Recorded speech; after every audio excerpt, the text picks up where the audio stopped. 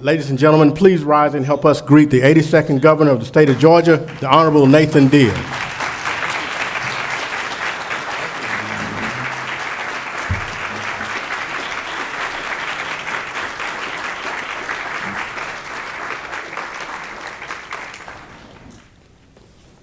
We're so pleased to have you all with us this afternoon.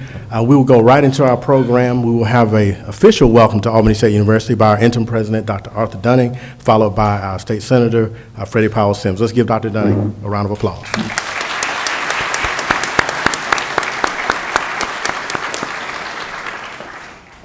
Thank you very much. Today is a historic day for Albany State University. This is the first time a sitting governor has come to the campus to sign legislation into law. So we're indeed excited about that. I didn't realize that. This is a watershed moment in the history of Albany State University and Albany, Georgia. Governor Deal, we'd like to thank you for being here. This campus is 112 years old, and so we are proud that you are making your visit a part of that history. You don't know how much we are excited about your presence, so thank you. The bills you signed today will make a far-reaching impact on the local economy in Georgia and Southwest Georgia in some very deep ways. So it's our distinct pleasure that you've chosen this campus and also chosen this region of the state to sign what you could have easily signed in Atlanta. It would have been more convenient for you to sign there, been easier, but we're delighted that you're here to do that.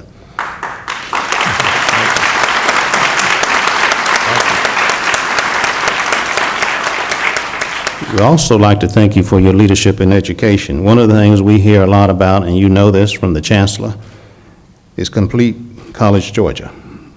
And we're helping to get more Georgians educated.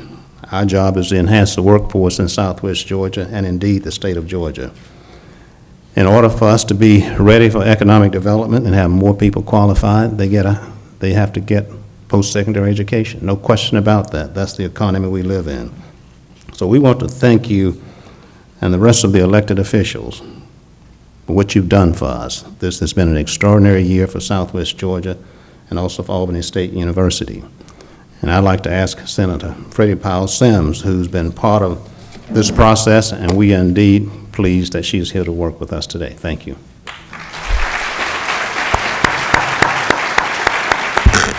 Good afternoon.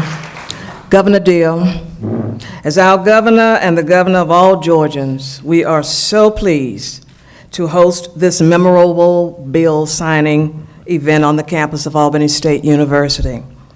Without the powerful support of your office, Southwest Georgia appropriations would not have taken place. Thank you, Governor Deal. Our delegation's first visit to your office was well received, with your promise to do whatever could be done to find monies in the budget for much-needed higher education projects at Albany State and Darton College. We are so pleased to stand with you today as you sign this most important budget along with our justice reform bills. Persistently, you have proven to Georgians the importance of viable educational systems from K through 16. Again, Governor Deal, we so appreciate all that you've done. And a good shout out to my boss, Lieutenant Governor Casey Cagle, for understanding the importance of Southwest Georgians and their needs. And I would also like to have my chairman of a Senate Appropriations stand, Senator Hill.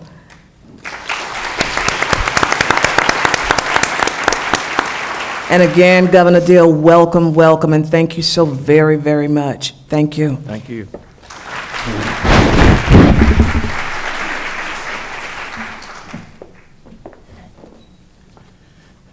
Senator Sims, thank you so very much for that kind introduction.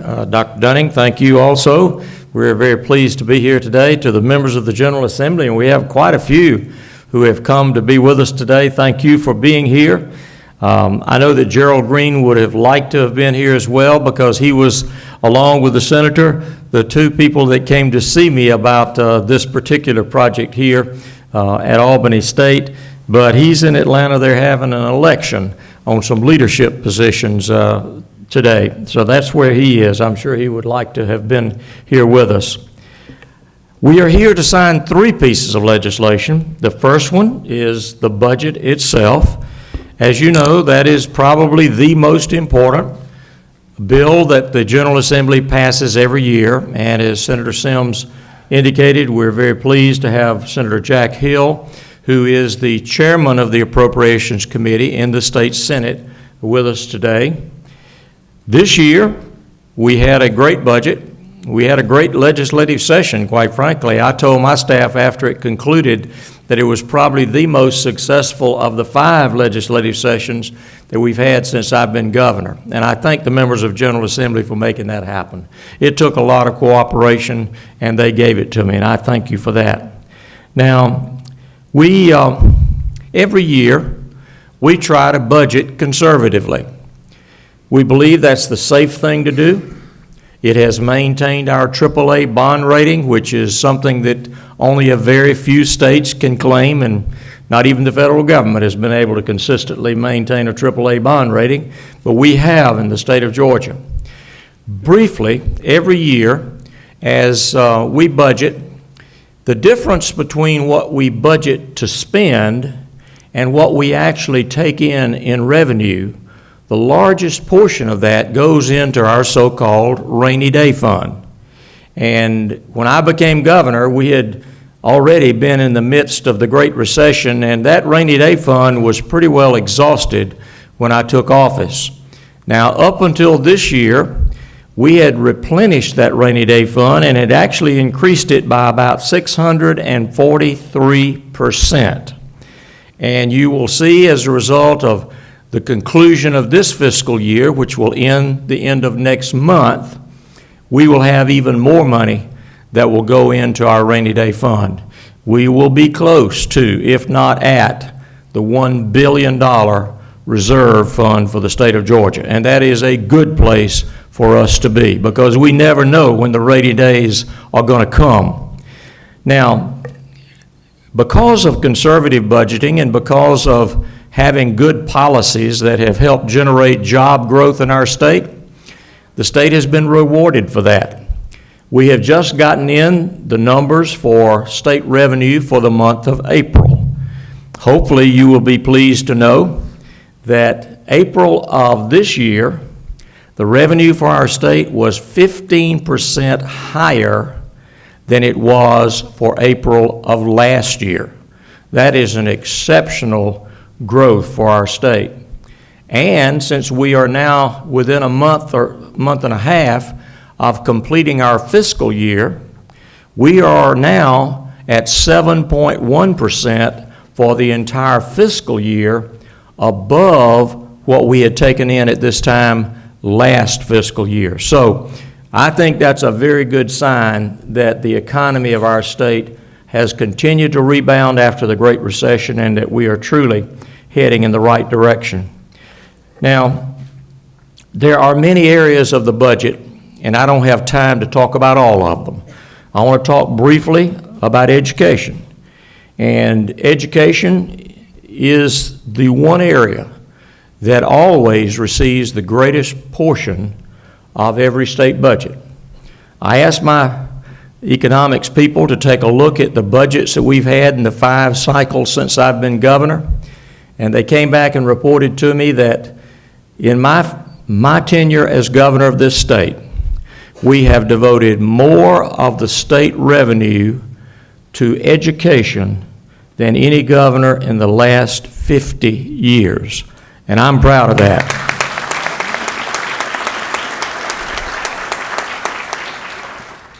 This year in K through 12 education, we've added another $558 million, for example. And in the higher education arena, we continue to see that grow. And that's part of what I want to talk to you about today. Your delegation, both House and Senate, have impressed upon us and the members of the General Assembly the importance of what's going on here at Albany State.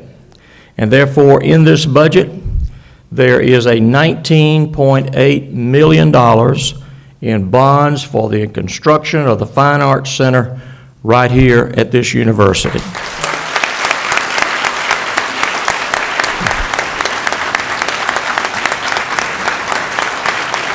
Thank you.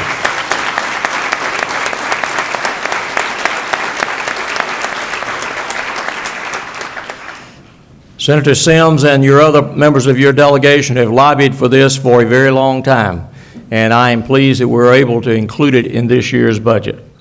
Also, we have about $1.7 million in bonds to continue the renovations for the Student Services Center at Darton College. So both of these institutions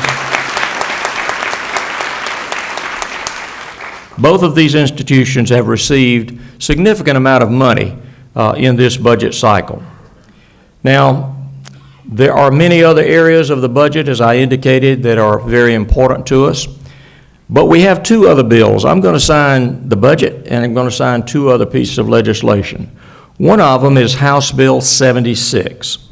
And this is a bill that continues to fund the criminal justice reforms that we put in place several years ago. I hope you know that our criminal justice reforms are being recognized all across the country as being perhaps the most successful criminal justice reforms of any state in our nation. And we should all be proud of that.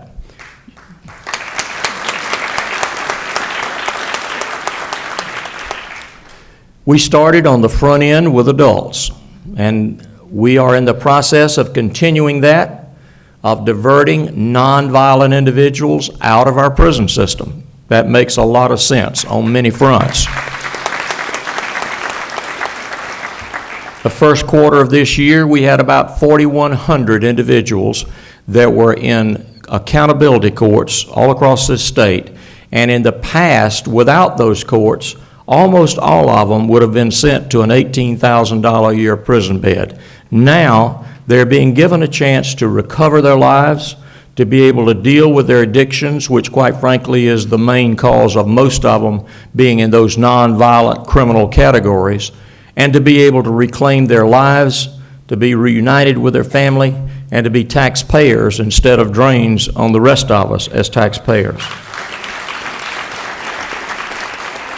The second year, we took on the same approach with juvenile justice reform, of granting funds to local communities to create local diversion programs for those nonviolent juveniles so that they would not have to be locked up in an RYDC, but could remain in the community under close supervision, with the theory being that they too, if we catch them early enough in their cycle, we can divert them from a life of crime. Because if $18,000 for an adult prison bed sounds expensive, try $91,000 for a juvenile to be incarcerated in our system. Those are both working very successfully. The third leg of our criminal justice reform was what we call transition, support, and reentry. And that is to deal with those individuals who are currently in our prison system and will at some point be released back into our society. In the past, we really have not done a whole lot to make that transition flawless. And as a result, we have a very high recidivism rate of about 1 out of every 3 that are released or back in our system in 3 years or less. We resolved to do something about that. We asked the question, what is the one common characteristic that most of our inmate population in our prison system have in common? And the answer came back, a lack of education. Almost 70% of them dropped out of school. And so therefore, they don't have a high school diploma, they have no marketable skill, and to send them out the door after being incarcerated for a felony and expect them to not get in trouble again is not really a realistic expectation. So we resolved to do something about that. And I want to tell you, it is working as well. This year, we have put about $2.5 million toward further support of our reentry of offenders back into our society. And we have also consolidated our supervision systems so that we will not have multiple jurisdictions supervising people.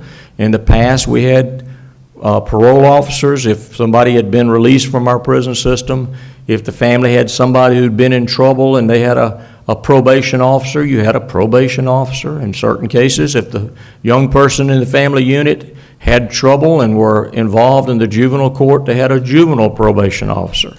We are now consolidating those under a Department of Supervision so that we'll have a better handle of the entire picture of what all the circumstances of either a family unit or the individual within a family unit are going to be. We think that's going to be a tremendous step in the right direction as well. The General Assembly also authorized an additional $5 million to further support that accountability court system for adult offenders and for our community-based alternatives for the juvenile offenders. In addition, we're devoting about $12 million to education initiatives within our adult justice system so that we can give them marketable skills when they're released. We have also, in this budget process, put money in to help establish 2 charter high schools for inmates in our system so that they can actually earn a high school diploma instead of simply a GED.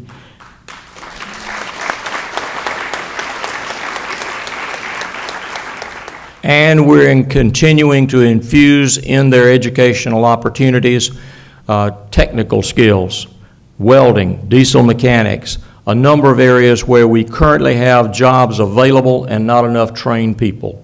And if we do a good job of this, we will smooth out their reentry and we will reduce our recidivism rate for our state. These are all the result of recommendations of our Criminal Justice Reform Council, and I know there are several members of that council who are here today, and I want to thank them for their hard work because it is a continuing, ongoing monitoring of what is happening in our criminal justice system and the ability to make recommendations to me and to the General Assembly to make changes if those need to be done. Now, House Bill 361 is the second bill, third bill rather, it's the second bill. It does some of the very same things on the juvenile side that we are doing in the adult side. It continues to make reforms with regard to juvenile offenders, and it gives, for example, the district attorney's office the ability to be involved in cases of troubled young people. It grants the prosecuting attorneys the ability to file a complaint suggesting that a child is in need of services, maybe rather as an alternative to simply being prosecuted. And we believe that is a great way to get the prosecutor involved in the positive side of things if they recognize that a young person doesn't necessarily need to be locked up, but they simply are in need of services. This bill allows that to happen. It also permits Superior Court judges to transfer certain juvenile cases involving someone who is between 13 and 17 years old, but who has committed a serious crime, to refer them back to the juvenile court, so long as they meet the criteria that the statute sets forth. For example, you take into consideration the degree of involvement of the child with the crime, the magnitude of the harm done to the victims, and whether or not the child could benefit from the programs of a juvenile court rather than being sent into the adult system. It specifies that juvenile courts will only handle the prosecution of traffic violations if the individual involved is under 17 years old. I think juvenile court judges will welcome that change. In fact, that was one of their suggestions, is that they're spending too much time in juvenile court having to deal with juveniles with traffic tickets, and I agree. There's a better way to do that. The other bill is House Bill 328. It updates our adult reforms. It creates the Council of Accountability Court Judges of Georgia, and what that is designed to do is to create the council that will establish the rules and the regulations for our accountability courts, As you may know, in the Superior Court system, we have given a raise to the judges that are in those systems, those judicial circuits that have accountability courts. I felt that that was a very good incentive to see the increase in accountability courts. We had a somewhat spotty availability of accountability courts across our state. And with this council, I am hopeful they will come back with criteria and recommendations so that someone who lives in a part of the state, just because it may be a rural area, is not deprived of the opportunity to go and participate in an accountability court and rather face the consequences of prison as an alternative. We believe we should have greater dispersion of those accountability court opportunities. So I believe that is also a very good element that is included in that legislation. There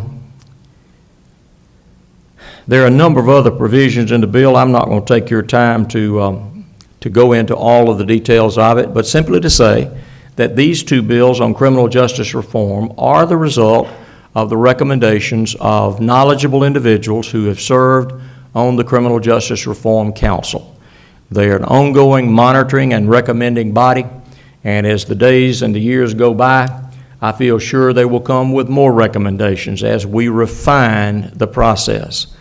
Our purpose is to make sure that several things occur. One is that we're all kept safe. That's the most important thing of all. That's why we have a criminal justice system. But by the same token, if we do not acknowledge all the things that cause someone to get into trouble and try to remedy those problems, simply locking them up for a given period of time and turning them loose does not make you safer. Many would argue it probably makes you less safe. So we're working at it in a conscientious way, and these two bills that I will sign today will take us down that road. And I believe, once again, as I said earlier, I believe Georgia will continue to be recognized as a leader in meaningful criminal justice reform that keeps us safe, breaks the cycle of criminal activity, because as many of you know, much of our criminal activity is generational. It comes out of the same family units. And if we don't break that cycle, then our future doesn't look much better than our past. The good news is we are breaking that cycle. Thank you, and I'm going to sign the three bills here, and I would invite the members of the General Assembly to come up and join me, and anyone else that they would like to invite to join us for this signing ceremony. Please come to the stage.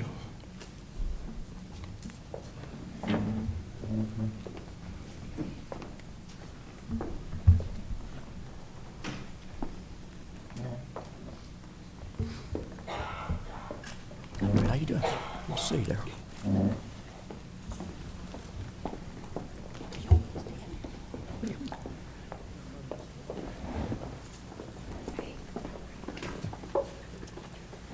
How you doing? Good to see you. Yes, sir. Fine. Hey, Mac, how you doing? Good to see you. All right, here we go.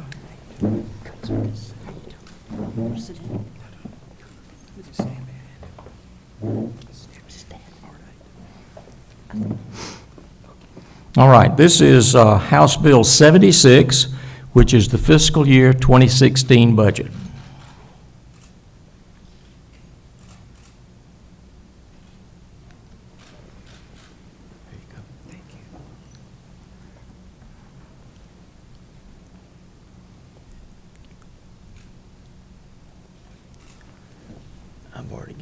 I've already given Jack one, so I'm gonna give it to y'all. Okay.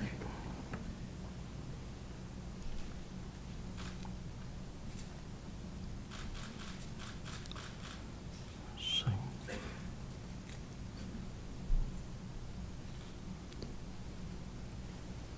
There you go. Let's see. I've got some extra pens here. What about if I share those with y'all too? Thank you. Sure. I'm sorry, Daryl. I didn't see you right there. I didn't bring enough. I didn't bring enough of the regular ones. See, I'll share these other pens with you. How about that? Okay. Thank you, sir. Now I'm going to sign House Bill 361.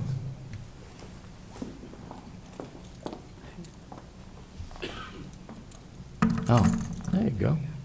Daryl's going to get one after all. Thank you, sir.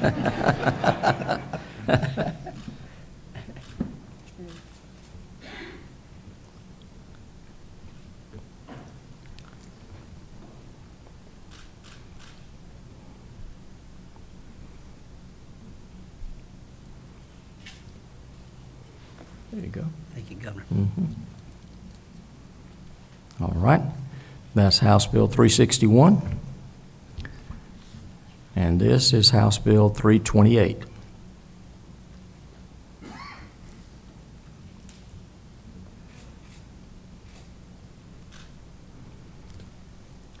Mr. President, why don't I give you one?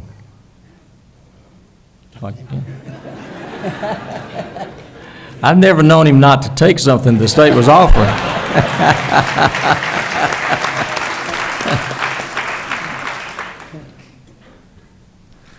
Anybody else back there? Pretty well covers. Well, Jack, I'll give you another one.